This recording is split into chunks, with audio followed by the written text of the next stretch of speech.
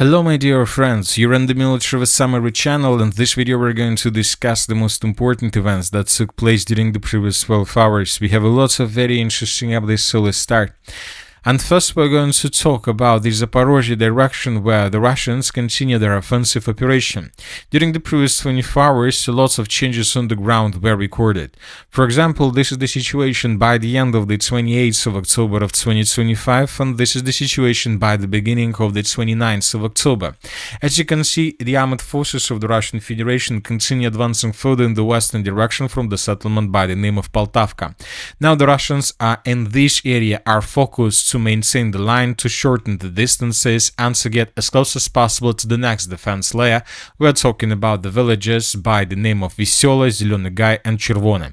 The Russians are trying to get these villages from the east. As soon as the Russians are able to get these lines, and most likely this is going to happen in coming days, the Ukrainians would be forced to fall back from these territories further in the western direction, because they have no chances to save control over the settlements if Russians attack this territory from the east and the northeast.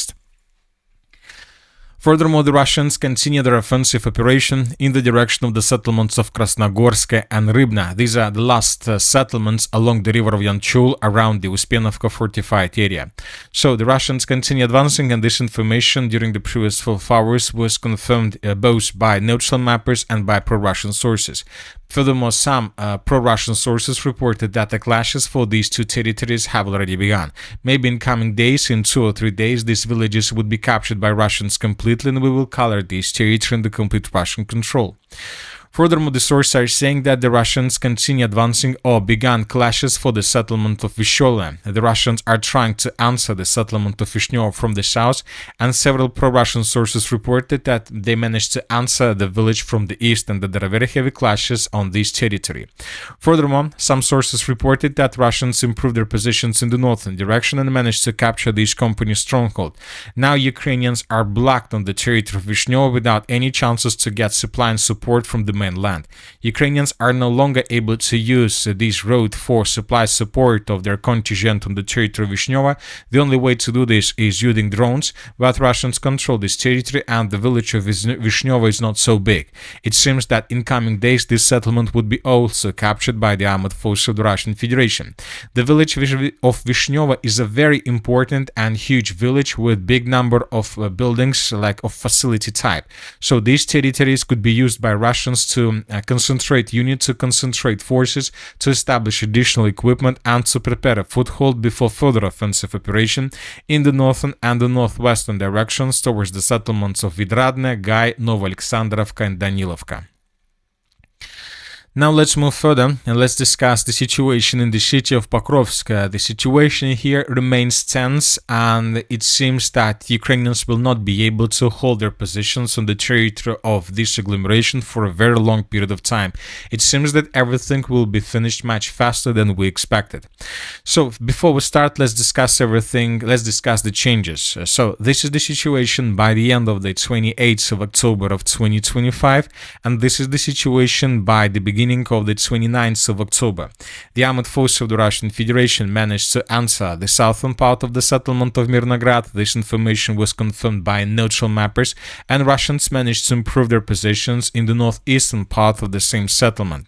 So furthermore, we have adjusted the map in the eastern part of the city of Pokrovsk based on the video that was published by Ukrainian sources. Now let's discuss everything in details. According to information we have, the Russian armed forces are trying to gain a foothold on the outskirts of Mirnograd. This information was confirmed on TV by the spokesman for the Vostok Group of Forces, Captain Grigory Shapoval. In recent days, the Russian armed forces have been actively using equipment from the north and east to try to gain a foothold on the outskirts of the city. Street fighting continues. The defense forces of Ukraine are doing everything possible, destroying equipment and troops, but the factor of deteriorating weather conditions is taking its toll. So I would like to remind you that just yesterday we discussed this video, and this video shows the weather in the area of the city of Pokrovsk and the Pokrovsk agglomeration. Here we can see a fog, a real fog, and here we can see the vehicle of the armed forces of the Russian Federation that entered the eastern part of the city of Mirnograd. The Ukrainians were attacking this vehicle with FPV drones, but the most important is that Russian infantry managed to land. And most likely the clashes are taking place already for the territory of the Mirnograd citadel. Furthermore, today pro-Ukrainian sources published this video, very important video published from the settlement by the name of Rih. In this video we can see how Ukrainians were attacking Russians with FPV drones across the settlement of Rih. There are lots of episodes, but Ukrainians were attacking just one building. So the Ukrainians were attacking this construction, which means that the Russians managed to improve their position significantly. Based on this video and based on the reports that were published by different sources, including neutral mappers, we adjusted the map in the southern and the eastern parts of the city of Pokrovsk. So very important progress on the ground. Another important video was published by pro-Russian sources, so this is the video I'm talking about. Let's take a look at this video. Here we won't see Ukrainian drones forces or Russian forces. Here we won't see clashes on the ground that can give us, let's say, the right to adjust the map. Here we can see just a Russian drone that was launched by a Russian soldier. So what is so important in this video? The thing is that Ukrainian sources are saying that a week ago or a few days ago, the Russians were launching, or the Russians used to launch drones from the territory outside of the city of Pokrovsk. And this is probably the first proof that confirms that currently the Russians began launching their drones from the city limits. This is a very important, let's say, piece of news. But now this video, first of all, confirms that Russians are trying to use the southern citadel of the city of Pokrovsk in their purposes. Now the Russians are trying to establish the necessary communication equipment. The Russians are tasked to clear this territory and to prepare this territory for FPV drone forces. As soon as the Russians finish the clearing, as soon as the Russians establish FPV drone equipment, communication, radars, I don't know, different types of, let's say, communication lines, then from this very moment, the Russians will be able to establish complete and total control over the entire Pokrovsk agglomeration. And we need to understand that we are not talking about months or years. It will take 1, 2, or 3 days before Russians finish preparations, and then this is going to be a game over for the armed forces of Ukraine on the territory of the Pokrovsk agglomeration. This citadel will be turned into the biggest base of FPV drone operators of the armed forces of the Russian Federation. And from this perspective, Russians will be able to control not just the entire Pokrovsk agglomeration, but Russians will be able to control everything almost till the village of Dobropolye, till the city of Dobropolye. Furthermore, today, pro-Russian sources published lots of videos how they were repelling attacks carried out by Ukrainians yesterday and the day before yesterday. If you remember, yesterday the Minister of Defense of the Russian Federation stated that Ukrainians made several counterattacks with the purpose to unblock Ukrainians from the Pokrovsk agglomeration, but those attacks were repelled by Russians and the Ukrainians suffered huge losses. The Minister of Defense of the Russian Federation stated that Ukrainians lost up to 180 soldiers. So as you can see, we have lots of episodes. We believe that yesterday and today the Ukrainians will continue attempts to unblock the, let's say, captured contingent.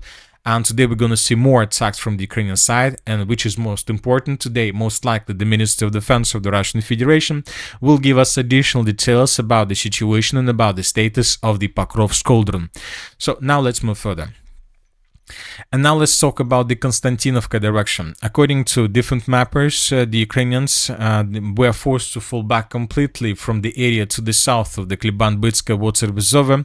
And today, this information yesterday was provided by different neutral mappers, and today this information was also confirmed by another neutral mapper.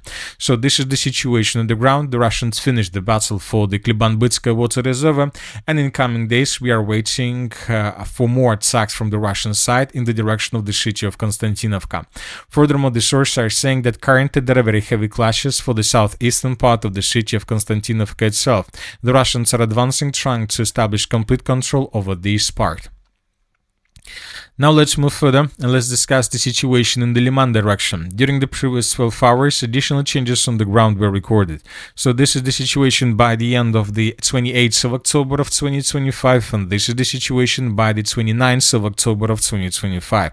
As you can see, according to several sources, the Russians managed to capture up to 70% of the settlement of Yampol. Furthermore, this morning, several pro-Russian sources reported that the village of Yampol was captured by the armed forces of the Russian Federation completely. So this information could be confirmed by the Minister of Defense of the Russian Federation today, and if it happens, of course, we will adjust the map. Furthermore, as you can see, the Russians are expanding their foothold in the forests to the east and the southeast of the settlement by the name of Liman. So now the Russians are trying to improve their positions, and they're trying to take as many as possible territories in this forest and to get as close as possible to the city or to the villages of Stary Caravan and Bruskovka. We discussed yesterday that there are very heavy clashes for TO513 road. The Russians are trying to force Ukrainians to fall back, and as soon as this happens, the Russians will begin offensive or their final offensive operation in the direction of the city of Liman.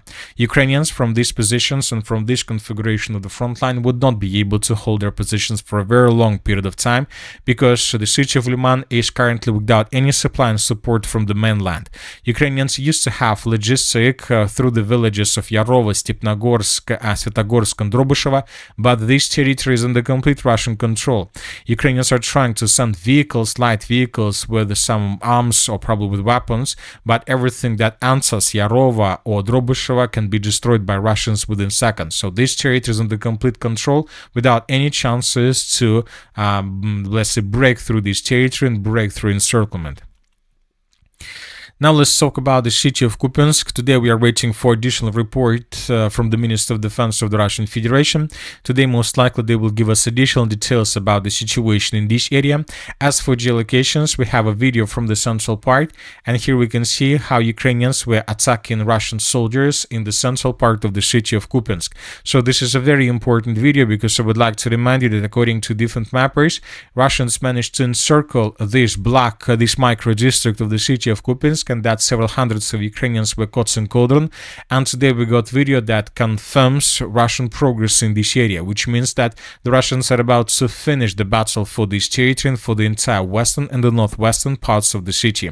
And then the Russians will continue advancing further, most likely in the southern direction to the city of Kupiansk-Kozlovoy, with the purpose to establish not just a drone but also a physical control over the territory. As for the city of Volchansk, the Russian offensive operation in this area intensifies. During the previous 12 hours, additional changes on the ground were recorded. So this is the situation, for example, in this area by the end of the 27th of October of 2025, and this is the moment when the final phase of the battle for the city of Volchansk has begun. So this is the situation by the end of the 28th of October, and this is the situation by the beginning of the 29th.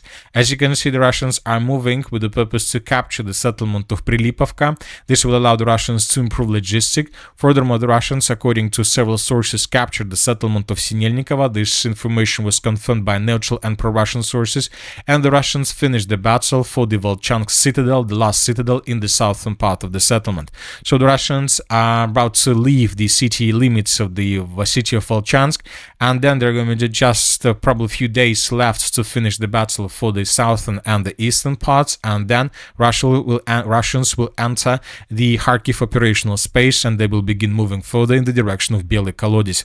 So we expect that the Kharkiv offensive operation will only intensify, and the Russians will probably speed up their offensive and will increase their pace of the progress on the ground. And that's it for this short video on Military Summary. Channel reminds that we condemn any violence in the world. Thank you for watching. Subscribe to my channel, put your likes, join my Patreon, and have a good day. Bye bye.